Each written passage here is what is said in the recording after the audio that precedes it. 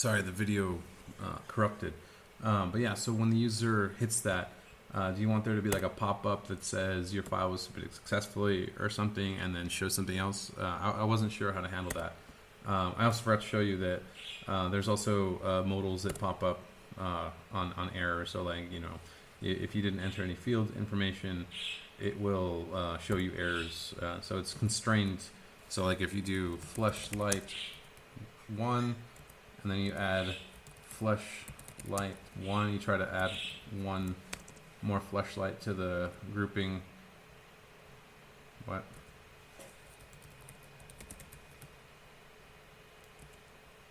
Yeah, so there it is. I guess I have a white space there. I got to fix that.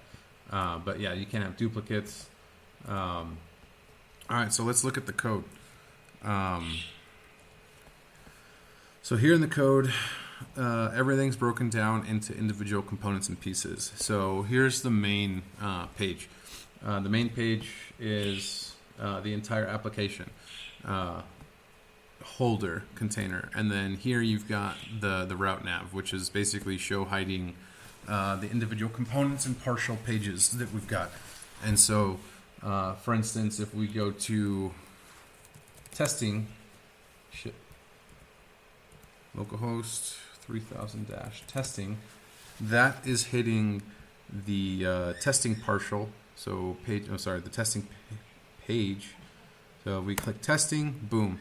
This is loading in the testing page, and then the testing page is loading in the manual order entry form, and then rendering the manual order entry form, which if we look at manual order entry, which is this guy right here, and this guy is showing so the manual order entry parent container is just a toggle for this upload CSV and or manual order entry form. And so as the user, and so it's a custom toggle. So as the user clicks, it shows and hides the div.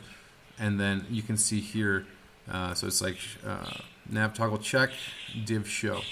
And so when the user clicks on toggle 1, it shows the upload order CSV. And when they click on the other one, it shows manual order entry form. And it's just returning a React component. So the whole drop zone functionality is inside the drop zone component, and then the whole manual order entry form here is in the manual order entry form. So if we go to forms, manual order entry form, this is a self-sufficient form that can be pasted anywhere in the application, or it can be included anywhere in the application, and it's just completely self-sufficient. It doesn't rely on anything else. All it needs are whatever is in this folder. So you've got app product, production list item, and error modal. All it needs is that to function. And so here you've got the form validation, checking constraints, which I need to talk to you about that, about min-max lengths of characters.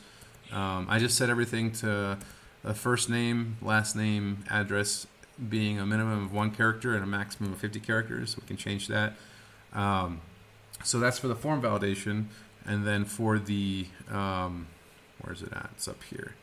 And where are we at? Check dupes, add product, remove product, generate random string, input change, error modal.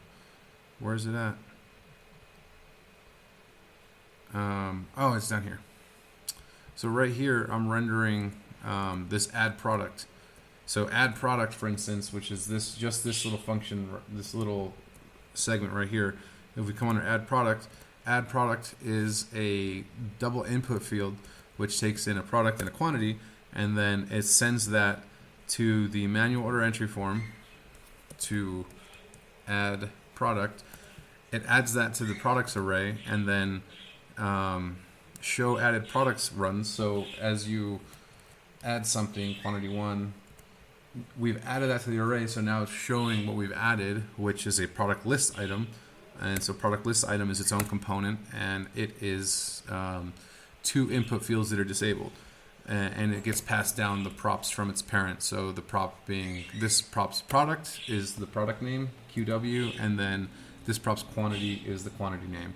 And then this has its own remove self function that removes itself from the parent manual order entry form. So remove product runs, and it removes that from the array. So this manual order entry form is a parent container for adding a product and product list items. It's completely self-sufficient. And yeah, and then if you go to the drop zone, which is the CSV thing, the drop zone is completely isolated and individual, so it can be added anywhere, and it's self-sufficient. So here you can see, let's see. Yeah, so the drop zone is just rendering a drop zone error modal, and then it's calling the get widget state, which is saying that if we're on home, render a div and get drop zone boxes. And so for every box that you drop, for every file that you drop in here, it creates a drop zone box, which if you look at drop zone box, is just returning a div that it loads in the file name of the file that you dropped in and then processes that. And so it's isolated. Everything, this is what's awesome about React, is everything is isolated into its own little mini component. So that way you don't get this huge bloated files or anything. Like if you want to change just, let's see, code, fleshlight CSV. If you just want to change the color or the functionality of this box right here, all you have to do is come in here. It's really efficient. It's awesome. And then for the matching section, this is the matching parent container, which facilitates fleshlight matching and then user matching fields. And so these are the user matching fields. These are the fleshlight matching fields. And as the user drags and drops into the fleshlight matching fields, the matching parent connects both of them together. And then the matching parent is a child of drop zone, and so the drop zone handles matching. It's all organized nice and neat. So like I said, I have this Trello board here with a bunch of questions that I need to get with you with, and if we can get these answered, I'm hoping I can code out the rest of the app relatively quickly, and so that we can start hooking this up to the API. Because I know I have a bunch more pages to do, but I feel like these were the bulk of the coding, just because they had the functionality. I think the rest are just forms and loading and displaying data. That being said, let me know. I'll be here if you need anything.